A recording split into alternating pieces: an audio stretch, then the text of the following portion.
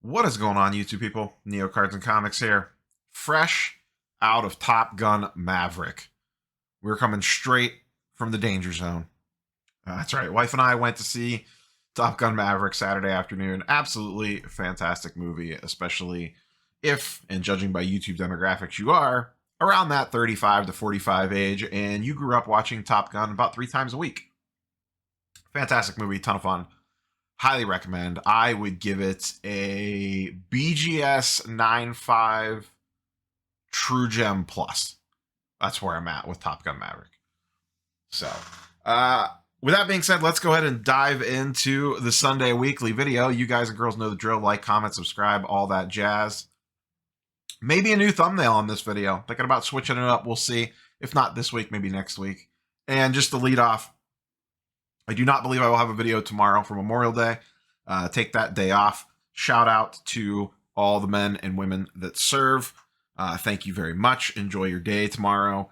So, no video tomorrow. And then Tuesday, I will probably be recapping a trade. If you follow me on IG, Neo_cards_comics, I pulled off a monster of a deal, 2K plus deal in trade at the Hartville show. I'm sorry, not Hartville. Canton. It was at Canton this week. Hartville's next weekend. At the Canton show, Saturday morning. Completely unexpected. Just kind of came out of nowhere. Saw the card. I needed it. I moved some stuff. We'll talk about it. I'm going to make it its own video because it deserves the time to break it down and kind of my thought process behind it. But it is probably immediately vaults to one of the coolest cards that I own. So once again, if you follow me on IG or Twitter, you've actually already seen this. I've posted at both places. So if you want spoilers for what the card is, you can go check it out there, and then I'll break down the deal in a video probably Tuesday, and then we'll have a mail day video later in the week. I'm waiting on a package to come in before I do that one. I'm not sure what else we got planned for the week. We'll just kind of see how things go. So what do we have going on in the wild world of sports this week? Not like anything super crazy. Probably the weirdest thing this week was the whole Josh Luber rumor that he was out and no longer the chief visionary officer. And then very quickly Fanatics came out and said, hey, no, that's actually not the case. So it was wild times there for about an hour on, I forget what day it was, maybe Wednesday afternoon when that was all going down. Obviously, this is why we don't make videos until the news is confirmed, even though I had a lot of people telling me that this was a done deal. And maybe it still ends up being that way. Who knows what's going on with that whole situation, but time will tell. A lot of other rumors circulating around the hobby, but like I said, I don't like to get too much into rumor mongering territory here until things are actually confirmed. We are 2 months away from the National, I believe. I believe it's 60 days as of time of recording. So as Card Collector 2 likes to say, what have you done to get ready for the National today? I am continuing to prepare, kind of thinning out inventory, figuring out how much money I want to take with me, all this and that. I don't know how much I'll actually be buying at the National. I do have a couple things that I am putting on a wish list to keep an eye out for there and potentially trade for there or buy, depending. But I am finalizing that list now. There's one card in particular is a non-sports card. I don't know if I'll find it there, but I would definitely pay cash for that. And then I'll also be targeting some potential baseball and basketball, just depending on what's going on with the markets. So I think that's pretty much it for the preamble stuff. Not a ton really went on this week. We had the Beckett thing. Oh, the other thing, Prizm first off the line football boxes hit their Dutch auction thing and sold out at around $1,600. There's some weird communication on where they exactly sold out at, but for the sake of this, we'll just call it $1,650. Some sold out a little bit higher than that. Some people got it a little bit lower than that. Interesting because it was lower than the actual pre-sale price of Prizm Hobby, even though you get extra parallels in it. So we'll see what happens with Prizm Hobby boxes. Those come out next week. I would strongly recommend staying far away from ripping Prizm wax. Now, if you find it retail in the wild for retail prices, have at it. I would not be going out and buying hobby boxes and ripping them. I will be very, very interested. One of my favorite things to do on release day is just fire up like Leighton and just kind of watch the breaks, just to watch people get murdered, essentially, to see how bad the boxes really are. And I'm sure there'll be some good hits in them, but interesting to see how those come out. Very interested to see what demand is put on what rookies. How does it shake out? Is Mac Jones the number one? Is it Zach Wilson? Is it Trevor Lawrence? How much buzz does Jamar Chase get? Where does this stuff get sent for grading? Lots of interesting discussion points to have around all that. So with that being said, let's go ahead and get a quick word from our sponsor of today's video, MySlabs.com, and then dive into some charts and graphs. The platform designed by collectors for collectors just got even better. MySlabs.com is proud to now feature dedicated sections for both raw cards and raw comic books. Browse over 100,000 slab collectibles, authenticated by the industry's most trusted grading companies. Then check out a massive selection of sealed wax and now raw singles and raw lots. Join a passionate, no-nonsense community of nearly 50,000 members and enjoy some of the best buyer and seller protection in the business. And as always, MySlabs offers one of the most disruptive pricing models in the hobby, with seller fees as low as only 1%. So the next time you're forced to pay 10%, 20%, or more to sell something from your collection, head over to MySlabs.com, the low-fee marketplace by collectors for collectors. Once again, shout out to the sponsor of today's video, MySlabs.com. Let's go ahead and dive into some charts and graphs. Once again, as always, using market movers. Link in the description down below if you want to try out a month for just $1. Some fun things coming down the pipeline for market movers. That's all I can tease with that. But here in the next couple months, I've gotten some sneak peeks. Things look good. Things look good. Basketball first. Recording this prior to Game 7, obviously, so a lot of this stuff's going to pivot depending on what happens. The Heat have battled their way back to force Game 7. I will give my prediction. Curious for your thoughts down below. I'm going to say the Celtics pull this one out and win Game 7 in Miami, and Jason Tatum goes to the finals to face Stephen Curry and the Warriors. What do you guys and girls all think? Let me know down below. Been a brutal series to watch. None of the games have been actually very good at all. Reminds me very much of 90s basketball, to be quite honest. Not a very entertaining look, but it is what it is. That's where we're at. The Western Conference Finals kind of sucked too. It's kind of been of a down playoffs this last round. Leading up to it, there was parts that were pretty fun, but these finals have been, the conference finals have been kind of meh. From a card perspective, we want Boston in, Tatum and Brown stuff versus Jimmy Butler and Bam Adebayo stuff, and maybe Tyler Hero if he's healthy. I'm going to take the Celtics stuff on that all day long. I'm going to take the Warriors regardless of who comes out of the East. I think right now those two teams are just beaten down. I really wish they would give a one-day break in the middle of the conference finals just for everyone to catch their breath. I think that's kind of a mistake and makes for a poor product. Have the NBA index up. On the left-hand side, you see Ultramodern down 5.5% as an index over the last 7 days, and Modern down 3.6%. Few individual callouts, and once again, as players get eliminated, their stuff takes a beating. Here is Luka. This is Devin Booker, and then we'll talk about Luka. Devin Booker over the last 14 days, this is his Silver Prizm PSA 10, is down about 20%, down $500. If I bounce this back even further, like if we went back a full 30 days, it's down 32%. Just a really rough line for Booker PSA 10 Silver Prizm. Go back 90 days, it's down 48%. Low pop on this in a PSA 10 too, only pop 190. It kind of is what it is. He kind of, I don't know that he's the 1A guy that a lot of people thought that he was going to be. He definitely seems more like a Robin than a Batman, at least in his current career arc. And, he's been in the league for quite a few seasons now. He's not like Luka and Ja and Trey, who just came in. He's been around since 2015. Very, very talented player. I'm just not sure he's the A. Be curious to see what happens with that Suns team in the offseason with Ayton question marks flying, and can they retool? What do they do with him and his contract? Mentioned it's previously on the old slip of the tongue. Luka stuff also taking a little bit of a beating. This is over the last 14 days as well. His Optic Hollow is down 30%, and his Silver Prizm is down 12%, down to just over $2,100 on the Silver Prizm and just under $2K on the Optic Hollow. Luka looks like the real deal. He is plagued by the fact that his team is not very good. Jalen Brunson is your second best player. That's a little bit of a problem. I don't know how much they could do in the offseason. I'm sure they're going to try to swing a deal for a center, maybe Ayton, maybe Rudy Gobert, maybe someone else. I just don't know that they have the firepower to get it done. So we'll see what happens with that. But Luka stuff continues to fall.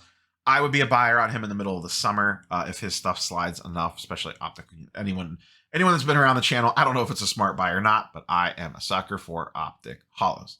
Still have my PSA 9. I have one left out of the 3 that I got. I may look at some silver Prizms 9s like around the National, depending on what the prices get to. We'll just have to see what happens there and where his stuff slides to. But I think Luka is an off-season buy, assuming they make some sort of move. Could potentially be a good move. He does look like the future of the NBA, especially if he ever gets his act together and actually comes into the season healthy. Not going to talk about Heat and Boston guys because it's all going to be irrelevant by the time most of you all watch this video. So we'll just wait and kind of see what happens with that series. Butler stuff has been gaining a little bit of steam. Tatum stuff has been staying kind of flat. So obviously those will meet at a crossroads here very quickly on Sunday afternoon once we see the results of that. Football. Modern football. Down, actually up slightly, 2%. Most of that by Mahomes, as always. This is one of the only indexes I think that's actually in the green this week over the last 7 days. Ultra modern football down ever so slightly at 2.5%. We are just kind of in that dead period for football right now where most stuff is just kind of stagnating. That being said, football players are the hot names. Burrow, Herbert, etc. are the names that everyone is looking for. Allen included with that. All the young quarterback crop, 2018 and newer, of the premium guys is what everyone is looking for. If you're going to the National and you have those guys at trade bait, that is probably what people are going to want. There will be an interesting thing there. If everyone's looking, you kind of almost reverse this whole thing and say, well, everyone's looking to move football at the National. Are there going to be people there ready to accept football? Like, are there going to be people are there going to be buyers for all these people? Everyone's going with the plan to move football at the National. I almost wonder if maybe you're better off to move a little bit of football right before the National and kind of hedge your bets a little bit. I don't know. Time will tell on that one. Individual players wise, I did this last week and I did it again this week. I broke down and kind of cherry picked a lot of the upper quarterbacks, and I just threw Baker Mayfield in there for shoots and giggles. Segregated out their Prizm Optics Select, Topps Chrome, Bowman, and Bowman Chrome for some of the older guys to just isolate to those sets. And then I picked PSA 10, SGC 10, and BGS 9.5. And this gives you kind of the player's individual market share to kind of give you an idea as a group what these players are doing. It groups all the cards together for that individual player. One, you could see the volume change on everybody, but Patrick Mahomes is up, which I found that interesting. Up or flat, up 20%, 25%, 13%. Even the guys that are trending down a little bit, the volume percentage is going up. So people are showing more interest in football over the last 14 days than the previous 14 days. Price change wise, Derek Carr leads the way at plus 17%, followed up by none other, the man, the myth, the legend, Baker Mayfield at plus 6. Then it kind of flattens out.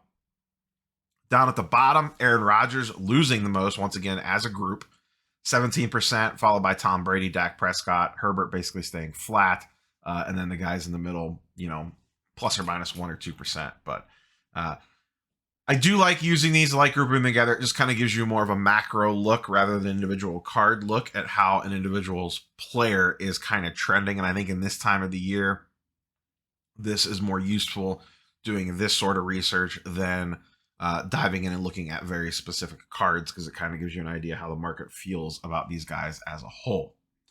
So that's it for football. Like I said, we're kind of in the middle of no man's land with that. Moving over to baseball, and we're going to keep this one a little bit shorter today. At a little very minor medical procedure done last week, and it is kicking my ass this weekend, to say the least. I'm a little hurting just a little bit, so, and talking does not make it any better. Baseball, ultra modern as a market index down 4%. Modern also down 4%. Once again, talked about this a bunch. Baseball just kind of doing a whole lot of nothing. A couple young guys popping off, but nothing too super crazy. Julio Rodriguez has been catching fire a little bit lately. I didn't pull any of his individual cards, but he seems to be heating up a little bit, so we'll see if his stuff spikes from that. What I did this week is I kind of took a look backwards. I was curious about Bobby Witt. He has not had a super strong start to the season. This is his PSA 10 Bowman Chrome Prospect first auto. It was just interesting to see, over the last, I went back 6 months on this. This card was regularly selling for above 2K. In the spring, there's one sale here at 3.8, but it got up to, the low threes, shall we say. And then since the beginning of the season, there was one sale at 3K, and then it's just been straight down. It's all the way down to 1.4 in May here. So quite the drop off from the beginning of the season all the way down to today. Essentially almost a 50% drop from the beginning of the season, a 40% drop based off this particular chart. But Bobby Witt stuff has gotten absolutely hammered. Another interesting one, and I went back a full year on this one. Jason Dominguez, remember him, how hyped he was? Once again, first Bowman Chrome Prospect Auto PSA 10. A year ago, this card was going for 2K. It is now down to $750. At some point in time, if his stuff keeps slipping, there could potentially be, it would be high risk just because he's so young. There's probably going to be a time where you could slip back into his stuff pretty cheap and just hope that he gets his act together, and then let the hype do its thing, and then move off of him at a profit. It is very, very risky. I don't know that I would potentially do it, but there is an angle there for sure if you have high risk tolerance. We'll see if his stuff keeps falling. He has been relatively underperforming, and a lot of not so great Twitter, social media nonsense circles him. He deleted the Yankees from all his posts.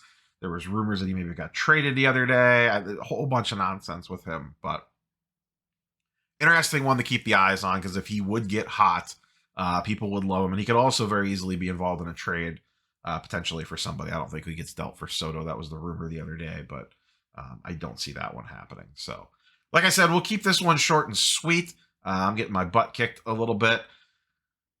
Smash the like button, subscribe if you haven't. Nove Monday video, and then we will do a trade recap video on Tuesday, unless something crazy happens in the wonderful wide world of sports.